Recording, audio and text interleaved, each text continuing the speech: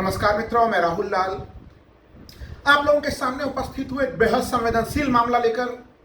अतीक हत्याकांड को supreme court ने एक नया मोड़ दे दिया है मित्रों। आइए विस्तार से समझते हैं, क्योंकि गोदी मीडिया आपको इसके बारे में नहीं बताएगा मित्रों, ये मैं दावे के साथ कह रहा हूं। कल सुप्रीम कोर्ट में अतीक हत्याकांड के मामले पे सुनवाई हुई और इस सुनवाई को कर रहे थे सुप्रीम कोर्ट की 2 सदस्यीय खंडपीठ, जस्टिस दीपांकर दत्त और जस्टिस एस रविंद्र। ये 2 लोग इसकी सुनवाई कर रहे थे। इस सुनवाई के बाद उत्तर प्रदेश में जो ये तमाम दावे उत्तर प्रदेश सरकार करती है कि उत्तर प्रदेश में माफिया राज खत्म हो चुका है, उत्तर प्रदेश में अपराधी थर थर कांपते हैं। मैंने पहले ही कहा था कि 15 अप्रैल के इस घटनाक्रम ने वो साबित कर दिया है कि उत्तर प्रदेश में माफियाओं के हौसले कमजोर नहीं हुए हैं, बल्कि माफियाओं के हौसले काफी बुलंद हो गए हैं। जिस तरह से भारी पुलिस सुरक्षा के घेरे में अतीक और अशरफ की हत्या हुई और अब 3 अपराधियों ने खुलेआम हत्यारों ने आके जो है कि तमंचे से लाके गोलियां चला दी और उनकी हत्या कर दी। मीडिया के दर्जनों कैमरे के सामने में पूरे देश ने लाइव उस घटनाक्रम को देखा था। उससे यह स्पष्ट हो गया कि उत्तर प्रदेश में कानून व्यवस्था की स्थिति बिल्कुल तार तार हुई है। भले ही सरकार और सरकारी अफसर कितनी भी अपनी पीठ क्यों न थपथपा लें, यह बात तो मैं कह ही रहा था मित्रों। कल सुप्रीम कोर्ट में यानी 28 अप्रैल को जब सुप्रीम कोर्ट में यह मामला दीपांकर दत्त और एस रविंद्र के कोर्ट में जस्टिस एस रविंद्र जी के यहाँ पे उठा, तो उन्होंने स्पष्ट रूप से सुप्रीम कोर्ट ने उत्तर प्रदेश सरकार से 3 तीखे सवाल पूछे, जो सवाल हम लोग पहले से पूछ रहे थे। आपकी भी इच्छा हो रही कि वो 3 तीखे सवाल क्या थे। सवाल नंबर 1, आखिर उनकी अतीक और अशरफ की पैरेड क्यों कराई जा रही थी? यानी सुप्रीम कोर्ट यह पूछना चाह रही थी उत्तर प्रदेश सरकार से कि इस प्रकार के नाटक नौटंकी की क्या जरूरत थी? आपको मेडिकल जांच कराना था, सीधे सीधे बिना परेड कराए हुए बिना इस नाटक नौटंकी के उनके मेडिकल जांच करा सकते थे। मित्रों, सवाल नंबर 2 वो भी काफी तीखे सवाल हैं उत्तर प्रदेश सरकार से, उत्तर प्रदेश प्रशासन से, सुप्रीम कोर्ट के। सुप्रीम कोर्ट ने पूछा एम्बुलेंस का प्रयोग क्यों नहीं किया? मेडिकल जांच के लिए करा रहे थे, सीधे सीधे वो जाते और अंदर उतर आते, उसका प्रयोग होना चाहिए था। यानी आप एम्बुलेंस का प्रयोग कर सकते थे, उसका भी प्रयोग आपने नहीं किया। और सवाल नंबर 3 जिसका उत्तर देना उत्तर प्रदेश सरकार को काफी भारी पड़ सकता है, उत्तर प्रदेश सरकार से यह भी सुप्रीम कोर्ट ने पूछा आखिर इन हत्यारों को पता कैसे चला, जब इतने बड़े माफिया डॉन को आप ले जा रहे थे, अगर जिनके सुरक्षा के ऊपर पहले से सवाल खड़े हो रहे थे, तो फिर इन हत्यारों को कैसे पता चल रहा था, इनकी टाइमिंग कैसी थी? देखो, अगर हम लोग सुप्रीम कोर्ट के इस तीसरे प्रश्न का व्याख्या और विश्लेषण करें मित्रों, तो यह वाकई में काफी बेहद गंभीर है। क्यों गंभीर है? अगर हम लोग अप्रैल के घटनाओं का विश्लेषण करें, 13 अप्रैल को अतीक अहमद के पुत्र असद का इनकाउंटर झांसी में किया जाता है। आप मीडिया रिपोर्ट्स में अगर आप देखेंगे कि पुलिस ने क्या जानकारी दी है असद के इनकाउंटर को लेके। असद के इनकाउंटर को लेकर पुलिस कह रही है कि असद अपने पिता को कैद से छुड़ाना चाह रहा था, वह कहीं न कहीं उस पूरे काफिले पे हमला कर सकता था असद। यानी पुलिस को पता था कि उस काफिले के ऊपर कोई हमला हो सकता है, लेकिन पुलिस असद का तो इनकाउंटर कर दी, 13 अप्रैल को इनकाउंटर कर दी, लेकिन फिर भी उस काफिले के ऊपर 15 अप्रैल को हमला हो जाता है। इसका मतलब है पुलिस गलत दिशा में गलत जगह पे ताकत लगा रही थी, गलत जगह पे बल प्रयोग कर रही थी और वह ओरिजिनल हत्यारों तक नहीं पहुंच पा रही थी। सवाल ये भी मित्रों खड़े हुए, क्योंकि मीडिया रिपोर्ट्स में हम लोगों ने यह सवाल भी देखा कि 13 अप्रैल से ये तीनों हत्यारे रेकी कर रहे थे मीडिया रिपोर्ट्स के अनुसार। तो 13 अप्रैल को ये रेकी कर रहे थे और पुलिस तो अपनी ताकत असद के इनकाउंटर में लगा रही थी। तो इसलिए ये कहीं न कहीं खुफिया एजेंसियों और पुलिस की चूक रही है। ये उत्तर प्रदेश के लॉ एंड ऑर्डर के ऊपर सवाल खड़ा करता है और ये सवाल सुप्रीम कोर्ट ने पूछे। हालांकि वहां पे उत्तर प्रदेश सरकार का पक्ष मुकुल रोहतगी रख रहे थे। मुकुल रोहतगी ने एक सवाल का जवाब दिया कि परेड क्यों कराया गया, तो उन्होंने कहा कि जस्ट बहुत छोटी सी दूरी थी, इसलिए उनको वहां से उतार के वो नीचे पैदल चल रहे थे। तो फिर मित्रों ये भी सवाल खड़ा होता है कि एक छोटी सी दूरी थी, तो क्या वो छोटी सी दूरी भी उत्तर प्रदेश पुलिस सुरक्षा प्रदान करने में असफल हो गई, विफल हो गई, जबकि उत्तर प्रदेश पुलिस के अनुसार ही इस अतीक और अशरफ के ऊपर लगातार जो है कि तमाम खतरे के संगठन मंडरा रहे थे। तमाम संगठन कोई उन्हें छुड़ाने के लिए और कोई उनकी हत्या के लिए उनके ऊपर हमला कर रहे थे। सवाल और भी कई खड़े होते हैं। क्या अतीक और अशरफ की हत्या कर कर बहुत सारे राज जो खुल के सामने में आ सकते थे वो राज हमेशा हमेशा के लिए दफन हो गए? ये सवाल तो खड़े हो रहे हैं। लेकिन हाँ, एक तरह से जब मुकुल रोहतगी ये जवाब दे रहे थे वहाँ पे कि काफ़ी छोटी डिस्टेंस की दूरी थी, इसलिए पैदल चला के लाया जा रहा था, परेड कराया जा रहा था, तो फिर सवाल यही खड़े होते हैं कि छोटी डिस्टेंस की दूरी में भी वो सुरक्षा आप नहीं दे पाए मुकम्मल।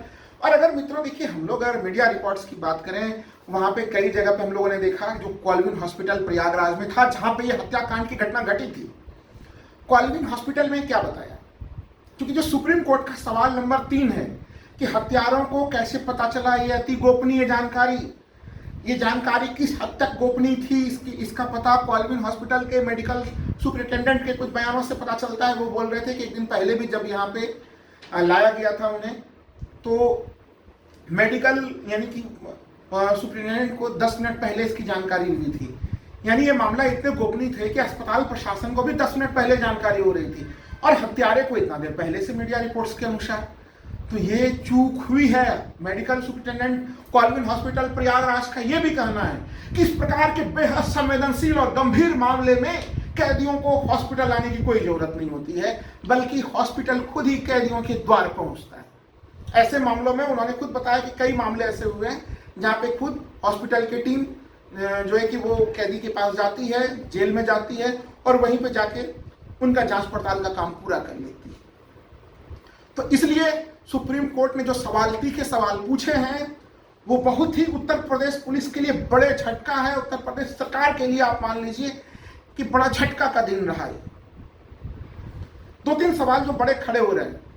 देखिए, जो याचिकाकर्ता हैं एडवोकेट विशाल तिवारी, उन्होंने सुप्रीम कोर्ट से क्या मांग की है अपने याचिका में? उन्होंने मांग की है अतीक और अशरफ, जो दोनों भाइयों की हत्या हुई है, इस पूरे मामले की जांच सुप्रीम कोर्ट से किसी रिटायर्ड जज के स्तर पे इनकी निष्पक्ष और स्वतंत्र जांच कराई जाए। एडवोकेट विशाल तिवारी, हालांकि एक चीज मैं इंटरेस्टिंग चीज बताऊं कि सुप्रीम कोर्ट ने इस पूरे मामले में उत्तर प्रदेश सरकार से कई चीजें पूछी हैं। हालांकि उत्तर प्रदेश सरकार का प्रतिनिधि मुकुल रोहतगी जब कर रहे थे तो उन्होंने बताया कि उत्तर प्रदेश सरकार ने हाईकोर्ट की रिटायर्ड जज की अध्यक्षता में कमेटी का गठन किया है, वो जांच कर रही है इस पूरे घटनाक्रम का। एक एसटीएफ का गठन किया गया है, उसको भी सुप्रीम कोर्ट के सामने में उसकी भी जानकारी दी गई। सुप्रीम कोर्ट ने साथ ही साथ ये भी पूछा, झांसी में जो इनकाउंटर हुआ था अतीक अहमद के बेटे असद का, उस इनकाउंटर से संबंधित भी एक्शन टेकन, तमाम रिपोर्ट्स की जानकारी सुप्रीम कोर्ट चाहती। इसका मतलब है कि सुप्रीम कोर्ट न केवल 15 अप्रैल के घटनाक्रम को लेकर गंभीर है जहां पे किस अपराधियों ने अतीक की हत्या की, बल्कि 13 अप्रैल के पुलिस इनकाउंटर को लेकर भी सुप्रीम कोर्ट काफी गंभीर है। मित्रों, समझिए इस मामले की गंभीरता को। इसलिए वो उससे संबंधित भी तमाम डॉक्यूमेंट्स मांगे हैं। सुप्रीम कोर्ट ने 3 सप्ताह का समय दिया इस मामले के, कि आप 3 सप्ताह में तमाम चीजें यहां पे दीजिए। सवाल मित्रों ये उठता है कि जो एडवोकेट विशाल तिवारी हैं, उनकी मुख्य याचिका में उनकी मांग क्या थी? याचिकाकर्ता की उनकी मांग ये है कि 2017 से उत्तर प्रदेश में जो इनकाउंटर्स हुए हैं 183 इनकाउंटर्स की वो जांच की बात कर रहे हैं।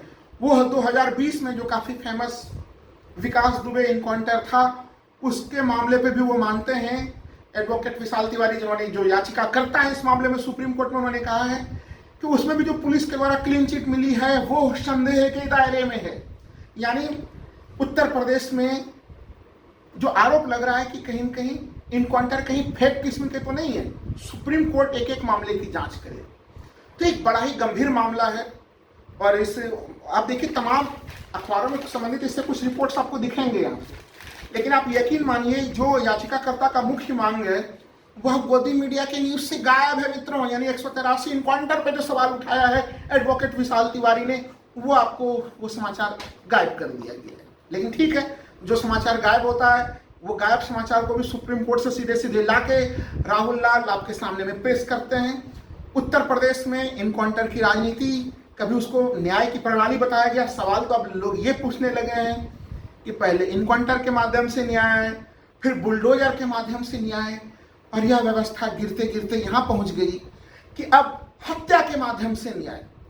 देखिए, सुप्रीम कोर्ट ने बिल्कुल स्पष्ट कर दिया है, क्योंकि उत्तर प्रदेश में कई कैबिनेट मंत्रियों के बयान आए कि पाप पुण्य का फैसला इसी जन्म में हो जाता है, अपराधी हैं उनकी हत्या हो जाती है, अलग अलग बयान दिए, लेकिन सुप्रीम कोर्ट ने स्पष्ट कर दिया इस देश में न्याय का केवल एक तंत्र है, न्याय प्रदान करने का काम सरकारें नहीं कर सकती, न्याय प्रदान करने का काम स्वतंत्र न्यायपालिका करेगी। अगर स्वतंत्र न्यायपालिका से परे कोई न्याय प्रदान करने का काम गैर न्यायिक तरीके से करता है तो सुप्रीम कोर्ट बिल्कुल मामले की गंभीरता को देखता है, समझता है। इसी कारण से अतीक हत्याकांड के मामले पे कल की सुप्रीम कोर्ट की सुनवाई उत्तर प्रदेश सरकार के ऊपर, आप कह लें उनको जिस प्रकार की डांट लगी, उनको जिस प्रकार की फटकार लगी, उनको जिस प्रकार से लताड़ लगी, वो उत्तर प्रदेश पुलिस के लिए आंखें खोलने वाली घटनाक्रम है मित्रों। आप सोच के देखिए कि इस पूरे प्रकरण में एक एक जांच के ऊपर अब सुप्रीम कोर्ट की पैनी नजर होगी। यह मामला अभी यहाँ नहीं रुका है। सुप्रीम कोर्ट के तीखे सवाल ने स्पष्ट कर दिए हैं कि इस देश में रूल ऑफ लॉ है, यह देश एक भारतीय संविधान के तहत चल रहा है, उसी के अनुसार चलेगा। उसको अब कैसे हम लोग स्वीकार कर सकते हैं कि हत्या के माध्यम से भी कहीं न्याय मिलता है? ना पुलिस इनकाउंटर कर दे न्याय मिल जाए, पुलिस बुलडोजर चला दे न्याय मिल जाए, यहाँ तक तो चलिए कुछ हद तक कोई स्वीकार भी कर सकता था।